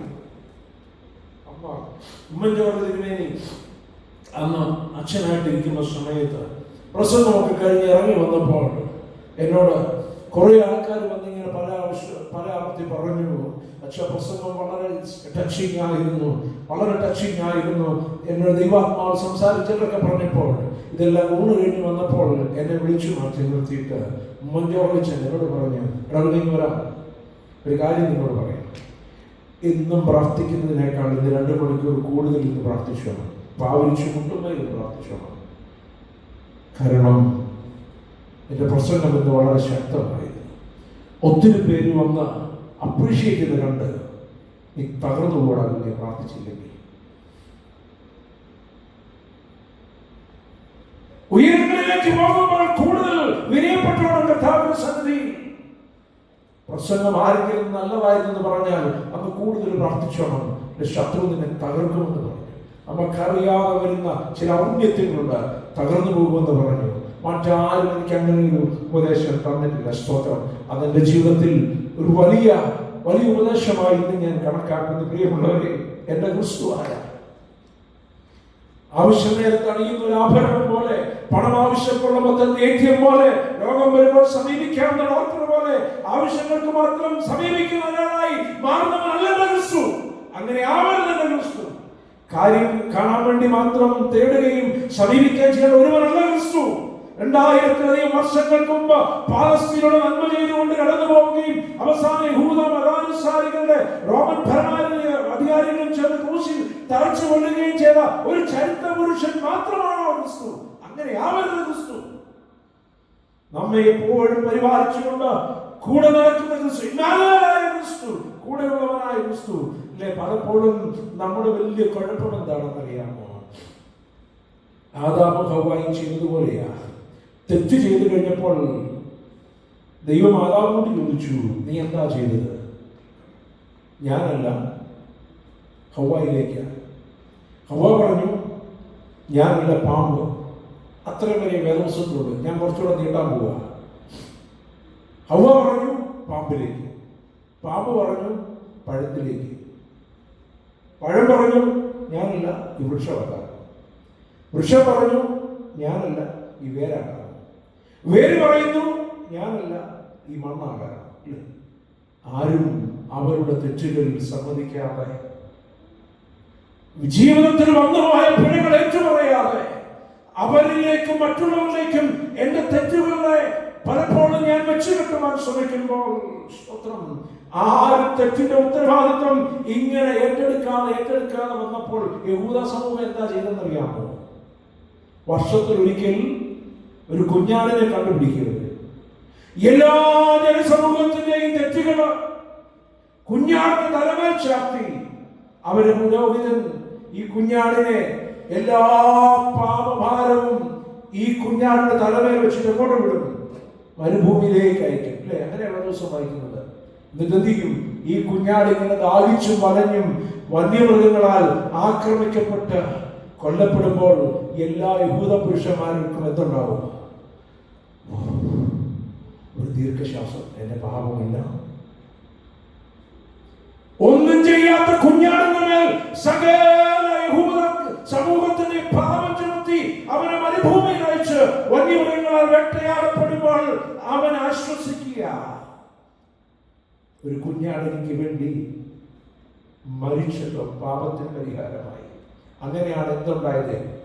സ്കേപ്ഗോട്ട് സിസ്റ്റം ഉണ്ടായത്, ബലിമൃഗ സമ്പ്രദായം ഉണ്ടായത്. അങ്ങനെയാണ്. ഇതിങ്ങനെ പോയിക്കൊണ്ടിരുന്നപ്പോൾ സ്വർഗത്തിൽ ദൈവം അറുതിയെന്ന് വരുത്തി. എങ്ങനെയാണ്? എല്ലാ തെറ്റിനും പരിഹാരമായി ഒരു വലിയ കുഞ്ഞാടിനെ കൊടുക്കുമെന്ന് അവൻ വാഗ്ദത്തം ചെയ്യുക. അതിന്റെ നിഴല് വീണ സംഭവമാണ് അബ്രഹാം ഇസ്ഹാക്കിനെ ബലിപീഠത്തിന് യാഗമർപ്പിക്കാൻ പോകും എന്ന് പറയുന്നത്. ഒരു ചോദ്യമുണ്ട്, അപ്പാ ബലിമൃഗം എവിടെ? ചങ്കുവയ്ക്കുന്ന അപ്പനോടുള്ള ചോദ്യം മുഖത്ത് നോക്കിക്കൊണ്ട് ചോദിക്കുക. എല്ലാം ഉണ്ട്, പക്ഷെ ഒന്നില്ലല്ലോ. ബലിമൃഗം എവിടെ? മറുപടി ഇതാ, ദൈവം തരും.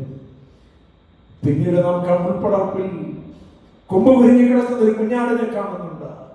സർവ്വത്തിന്റെയും ഉത്തരവാദിത്വം ഏറ്റെടുത്തുകൊണ്ട് ഭൂമിയിലേക്ക് വന്ന ദൈവ കുഞ്ഞാടിന്റെ നിഴലായിട്ടത് കാണുമ്പോൾ ഈ ലോകത്തിന്റെ പാപങ്ങളിൽ നിൽക്കുന്ന ഒരു ക്രിസ്തു, അത് പീലാത്തോസിന്റെ മുമ്പിൽ അവൻ നിൽക്കുന്നുണ്ടല്ലോ. മുൾക്കിരീടവുമായി അവൻ നിൽക്കുകയാ.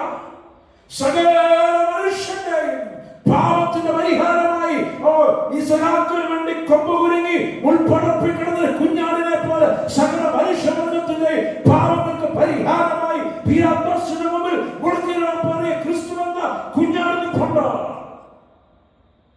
സ്തോത്രം. നമ്മുടെ പാപങ്ങളെ പേറിക്കൊണ്ട ഫിലിപ്പിന്റെ കൈസരയിൽ അതിന്റെ മഹത്വം മനസ്സിലാക്കിയിട്ട് വേണം മറുപടികൾ പറയാൻ. പത്രോസ് പറയുക, നീ ജീവനുള്ള ദൈവത്തിന്റെ പുത്രനായ ക്രിസ്തു. ഞാൻ മൂന്നാം വിചാരത്തിലേക്ക് പോകട്ടെ. രണ്ടിൽ ഉയരുന്ന ചോദ്യം ഇതാണ്. എന്റെ പ്രസംഗത്തിന്റെ കാതലായ ചോദ്യം ഇത് മാത്രമാണ്. നീ എനിക്ക് ആരാണ്? ജീവനുള്ള ദൈവത്തിന്റെ പുത്രനായി തിരിച്ചറിയാൻ കഴിഞ്ഞിട്ടുണ്ടോ എന്നുള്ളതാണ് ചോദ്യം. മൂന്നാമത് 16-17 വാക്യത്തിൽ ഇങ്ങനെ പറയുന്നുണ്ട്. യേശു ആരാണെന്ന് പത്രോസ് പറയുമ്പോൾ, പത്രോസ് ആരാണെന്ന് യേശു പറയുകയാണ്, ശിമോനെ, നീ ഭാഗ്യവാൻ. Blessed are you, Simon, because the flesh and the blood did not reveal this to you, but my Father who is in heaven. യേശു ശീമോൻ പത്രോസിനെ ഫിലിപ്പിന്റെ കൈസരയിൽ വെച്ച് യേശു വിളിച്ച പേരാണ് ബ്ലെസ്സഡ് സൈമൺ, അനുഗ്രഹിക്കപ്പെട്ട ശീമോനെ. ഇതൊരു പരസ്പരമുള്ള അറിവാ. സ്തോത്രം. ഫിലിപ്പിന്റെ കൈസരയിൽ ഉണ്ടാവേണ്ടത് ഇതാണ്, അന്യോന്യമുള്ള അറിവ്. എന്റെ ജീവിതത്തിന്റെ ഔന്നത്യത്തിന്റെ മധ്യത്തിൽ ക്രിസ്തുവിന് എന്നെ തിരിച്ചറിയാൻ പറ്റിയിട്ടുണ്ടോ? എനിക്ക് എന്റെ ക്രിസ്തുവിനെ അറിയാൻ പറ്റിയാൽ എന്റെ ക്രിസ്തുവിന് എന്നെയും തിരിച്ചറിയാൻ പറ്റും. ഫിലിപ്പിന്റെ കൈസരയിൽ ഉണ്ടാവേണ്ട ഇതാണ്, ഈ മ്യൂച്വൽ നോയിങ്, പരസ്പരമുള്ള ഒരു അറിവ്. അത് ഫിലിപ്പിന്റെ കൈസരയിൽ സംഭവിക്കണം. യേശു ആരാണ് പത്രോസ് പറഞ്ഞപ്പോൾ പത്രോസിനെ വിളിക്കുകയാണ്, ഓ ശിമോനെ, you are the blessed one. നീ 11 പേരെക്കാളും അനുഗ്രഹിക്കുന്നവനല്ലാതെ പിന്നെ ആരെയാ സഭയുടെ ചുമ? ഇത് വായിച്ച് ഈ ഭാഗത്ത് വന്നപ്പോഴാ യേശുവിന്റെ തെരഞ്ഞെടുപ്പ് തെറ്റായില്ല എന്നുള്ള ബോധ്യം എനിക്കുണ്ടായത്. ആദ്യമൊക്കെ എനിക്ക് ഈ പത്രോസിനോട് ചുമതല ഞാൻ ഒത്തിരി അസ്വസ്ഥമായിട്ടുണ്ട്. യേശു എനിക്ക് ഇഷ്ടപ്പെടാത്തൊരു കാര്യമായി തോന്നിയിട്ടുണ്ട്. ഈ പത്രോസിന്റെ ഇവിടെ വന്നപ്പോഴാ, ആഴമേറിയ വിധത്തിൽ ഈ വചനം പഠിച്ചു വന്നപ്പോഴാ യേശുവിന്റെ തെരഞ്ഞെടുപ്പ് ഒരിക്കലും തെറ്റല്ലെന്ന് മനസ്സിലായത്. ഈ 11 പേർക്കും അറിയാൻ പറ്റാത്ത ഒരു തിരിച്ചറിവ് ഇവനുണ്ടായി. നീ ജീവനുള്ള ദൈവത്തിന്റെ പുത്രന് കർത്താവ് ഉടനെ വിളിക്കണോ, അനുഗ്രഹിക്കപ്പെട്ടവനെ. ഫിലിപ്പിന്റെ കൈസറിയ നമുക്ക് തരുന്ന വാഗ്ദാനം അതാണ്. അനുഗ്രഹത്തിന്റെ ദൈവരാജ്യത്തിന്റെ അംഗമാണെന്ന് ഓർമ്മപ്പെടുത്തുക. പരസ്പരം അഭിനന്ദിക്കുന്നവരാ. ഇല്ലേ, പത്രോസിനെ അഭിനന്ദിക്കൂ. യു ആർ ബ്ലെസ്ഡ് സൈമൺ, നീ അനുഗ്രഹിക്കപ്പെട്ട പത്രോസാണെന്ന് അവനോട് ശീമോൻ അവനെ വിളിക്കുക. സ്തോത്രം. എന്നിട്ട് അവനോട് പറയുകയാണ്, ഇത് സ്വർഗം വെളിപ്പെടുത്തിയതാ കേട്ടോ. അവനോട് പറയാ, സ്വർഗം വെളിപ്പെടുത്തിയതാ. എന്റെ സ്വർഗം വെളിപ്പെടുത്തിയ തെരഞ്ഞെടുപ്പിന്റെ ഓഹരിക്കാരായി ഞാൻ നിങ്ങളെ തീർന്നിട്ടുണ്ടോ? ഹല്ലേലൂയ. ഗർവവും പൊങ്ങച്ചൊന്നും ആരെയും വലുതാക്കുന്നില്ല. ഈ വേദഭാഗം നമ്മുടെ മുമ്പിൽ ഉയർത്തുന്നത് ഞാൻ നിങ്ങൾക്ക് ആരാണ് തിരിച്ചറിയുന്നവരെ കർത്താവും തിരിച്ചറിയുന്നുണ്ട്. സ്തോത്രം. അതുകൊണ്ട് അവസാനിപ്പിക്കണം. പ്രകടനപരതയൊക്കെ നിർത്തണം. സ്തോത്രം. തിരിച്ചറിയണം. അതുകൊണ്ടാണ് ഞാൻ ഈ വർഷത്തെ ചിന്തകൾക്കൊക്കെ ഈ പേര് കൊടുത്തത്. ഈ ദിനങ്ങളിലെ 3 വർഷങ്ങളിലും ഈ വിധത്തിലാണല്ലോ കൊണ്ടുപോയത്. സ്തോത്രം. ഹല്ലേലൂയ. പ്രകടിപ്പിക്കുന്ന ആത്മീയതയല്ല, കൃത്യതയുള്ള തിരിച്ചറിവുകളുണ്ടാവണം. ബ്ലെസ്ഡ് വൺ എന്നുള്ള വിളിപ്പേര് കിട്ടണം. സ്തോത്രം. നമ്മുടെ ജീവിതം കണ്ടിട്ട്, സ്നേഹം കണ്ടിട്ട്, വിശ്വാസം കണ്ടിട്ട് ഈ ലോകം വിളിച്ചു പറയട്ടെ, ക്രിസ്തുവിനും ജീവിക്കുന്നു. നമ്മുടെ ജീവിതം നോക്കിയിട്ടാണ് പറയേണ്ടത്. ജീവിക്കുന്ന ക്രിസ്തുവാണ്. സ്തോത്രം. ശീമോനെ, മാംസരക്തങ്ങൾ പറയാത്ത ഒന്ന്, സ്വർഗത്തിലെ പിതാവ് പറഞ്ഞു തരുന്ന ഒന്നാ നീ പറയുന്നത്. ശിഷ്യപ്രമുഖനായ പത്രോസിന്റെ ചിന്തയിൽ നിന്ന്, ബുദ്ധിയിൽ നിന്ന് ഉരുവായി ഉള്ളതൊന്നല്ല, ജീവനുള്ള ദൈവത്തിന്റെ പുത്രൻ എന്നുള്ള വെളിപ്പെടുത്തൽ. സ്തോത്രം. ഈ വെളിപ്പാടാണ് വാത്സല്യമുള്ളവരെ നമുക്കും ഉണ്ടാവേണ്ടത്. ഇത്തരം വെളിപ്പാടാണ് നമ്മുടെ ജീവിതത്തെ അനുഗ്രഹകരമാക്കി തരുന്നത്. 3-ാം വിചാരം ഞാൻ അവസാനിപ്പിക്കുക. 3-ാം വിചാരം ഏതാ പറയുന്നത്? ഫിലിപ്പിന്റെ കൈസറിയ തിരിച്ചറിവുകളുടെ മലമുകളാണ്. രണ്ടുപേരും പരസ്പരം തിരിച്ചറിഞ്ഞു. യേശുവിനെ ദൈവപുത്രനാണെന്നുള്ള തിരിച്ചറിവ്, സ്വർഗരാജ്യം വെളിപ്പെടുത്തിയ സന്ദേശം സ്വീകരിച്ചവനുമാണെന്നുള്ള തിരിച്ചറിവ്. അതുകൊണ്ട് ഈ തിരിച്ചറിവിലാണ് ദൈവമക്കളുടെ ജീവിതം. അവസാനമായിട്ട് തിരുവചനം ഞാൻ പറയുന്നത് ഫിലിപ്പിന്റെ കൈസറിയെ സമ്മാനിച്ച ക്ലൈമാക്സ് വന്ന് കാണുകയാണ്. അവിടെ ഇങ്ങനെ വായിക്കുന്നുണ്ട്. യേശു അവനോട് പറയുന്നത് ഇപ്രകാരം പറയുന്നു. അവനോട് ഓർമ്മിപ്പിക്കുകയാണ്. 19-ാം വാക്യം, സ്വർഗരാജ്യത്തിന്റെ താക്കോൽ ഞാൻ നിനക്ക് തരും. സ്വർഗരാജ്യത്തിന്റെ താക്കോൽ, the keys of the kingdom of God, ദൈവരാജ്യത്തിന്റെ താക്കോൽ. യേശുവിനെ ദൈവപുത്രനായി ഫിലിപ്പിന്റെ കൈസറിയയിൽ പ്രഖ്യാപിച്ച പത്രോസിന് യേശു കൊടുത്ത സമ്മാനമാണ് the keys of kingdom of God, ദൈവരാജ്യത്തിന്റെ താക്കോൽ. യേശു ദൈവപുത്രനായതിനുള്ള സ്വർഗരാജ്യം ആർക്കവകാശപ്പെട്ടതാ? ഞാൻ ഇവിടെ ഇരിക്കുന്ന മുതിർന്നവരായ മാതാപിതാക്കൾക്ക് മനസ്സിലാക്കുന്ന ഒരു കാര്യം പറയാം. ഈ നമ്മുടെയൊക്കെ മക്കൾ നമ്മളൊക്കെ വിളിക്കുന്ന പേരെന്താ? പപ്പ, മമ്മി, ഡാഡിനെ വിളിക്കും, അച്ഛാമ്മയെ വിളിക്കും. അവരുടെ ക്ലാസ്മേറ്റ്സ് കുഞ്ഞുങ്ങളുണ്ട്. അവർ ചിലപ്പം വീട്ടിൽ വരുമ്പോൾ പപ്പായെന്നും മമ്മിയും നമ്മൾ വിളിക്കില്ലേ? ശരിയല്ലേ? നമ്മുടെ പിള്ളേർ വിളിക്കുന്ന പോലെ തന്നെ അവരും ചിലപ്പോൾ നമ്മളെ പപ്പ, മമ്മി എന്നൊക്കെ വിളിക്കും. പക്ഷെ വസ്തു വീതം വെക്കുമ്പോൾ പപ്പ എന്ന് വിളിക്കുന്നത് അവർ കൊടുക്കാറുണ്ട്. നമ്മുടെ പിള്ളേർ പപ്പ എന്ന് വിളിക്കുന്നത് എൻ്റെ ഒരു 20 സെന്റ് സ്ഥലം പുറത്തേക്കാണ് വിചാരിക്കുന്നത്. നമ്മളെ വിളിക്കുന്ന അതേ പേര് തന്നെ നമ്മളെ വിളിക്കുന്നത് നമ്മുടെ മക്കൾ വിളിക്കുക പപ്പ, നമ്മളോ അതുപോലെ അവരും വിളിച്ചെന്താ കൊടുക്കാത്ത? അപ്പോൾ വ്യത്യാസം. അപ്പോൾ എനിക്ക് അവകാശപ്പെട്ടത് നമ്മുടെ അമ്മയപ്പന്മാർക്ക് അവകാശപ്പെട്ടത് നമുക്ക് തരുന്നത് കൂട്ടുകാരെങ്ങനെ വിളിച്ചത് കൊടുക്കുക. അപ്പോൾ യേശു ആരാ? ഇവിടെ പറഞ്ഞു, സൺ ഓഫ് ലിവിംഗ് ഗോഡ്, ജീവനുള്ള ദൈവത്തിന്റെ പുത്രനാണ്. പുത്രൻ അവകാശപ്പെട്ടതാ എന്താ? അപ്പന്റെ സ്വത്ത്. യേശുവിന് അവകാശപ്പെട്ടത് ഏതാ? സ്വർഗരാജ്യം. സ്തോത്രം. പത്രോസിന് യേശു കൊടുത്തതെന്താ? തന്റെ പൈതൃകത്തിന്റെ താക്കോല. ദൈവരാജ്യം തുറക്കാനും അടയ്ക്കാനും അവകാശം യേശുവിനെ കൊടുത്തത് ദൈവം. ഈ നമ്മുടെ താക്കോൽ അറിയില്ല. നമ്മൾ ചുമ്മാ കീക്ക് വലിയ പ്രാധാന്യമില്ല, ചുമ്മാ പറഞ്ഞു കൂട്ടാൻ പറ്റത്തില്ല. അല്ലേ താക്കോൽ? നമ്മൾ അത്യാവശ്യം നിങ്ങളുടെ വീട് കൂട്ടി പോകുന്നു, ആരെങ്കിലും കൊടുക്കൂ. താക്കോൽ കൊടുക്കണമെങ്കിൽ ഏറ്റവും വിശ്വസ്തർക്ക് കൊടുക്കുന്ന ഒന്നാണ് താക്കോലില്ലേ. താക്കോൽദാരിക്ക് ഒത്തിരി ഉത്തരവാദിത്തമുണ്ടല്ലേ.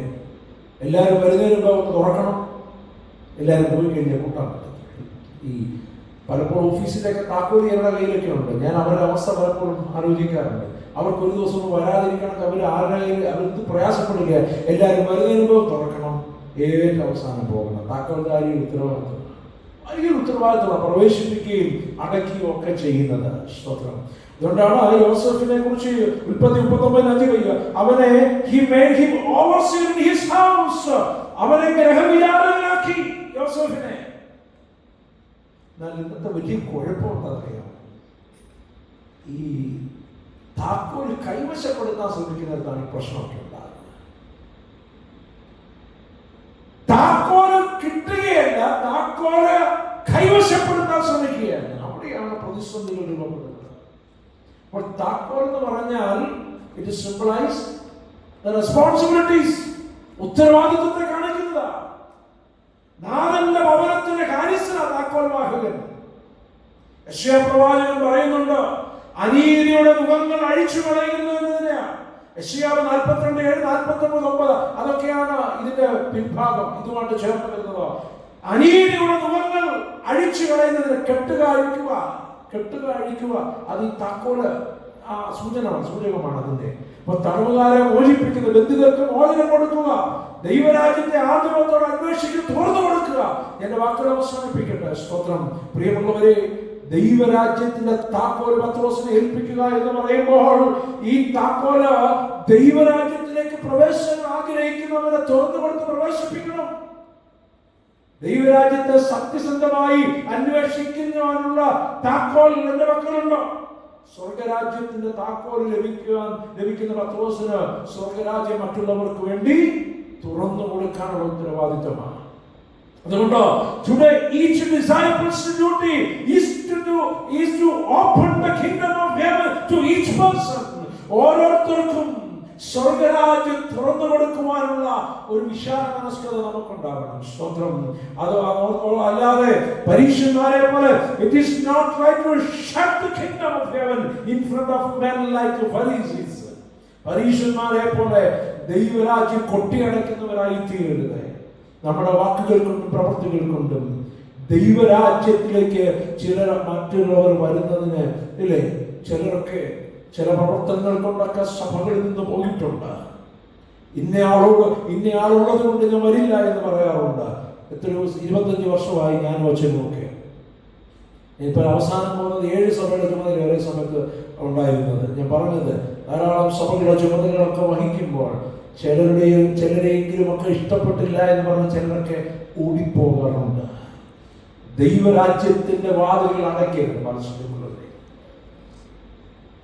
ദൈവരാജ്യത്തിന്റെ താക്കോൽ കൈത്തന്ന ഒരു വലിയ ഉത്തരവാദിത്തമായി കൺവെൻഷൻ നമുക്ക് തരുന്നത് പ്രകടനപരത അവസാനിപ്പിച്ചുകൊണ്ട് സ്വർഗരാജ്യത്തിന്റെ താക്കോലുമായി സ്തോത്രം അനേക രക്ഷയിലേക്ക് നയിക്കുവാൻ ഉത്തരവാദിത്വമായിട്ട് വേണം മടങ്ങി പോകാൻ. കർത്താവ് 18-ാം വാക്യം തന്നെ, upon this rock I will build my church.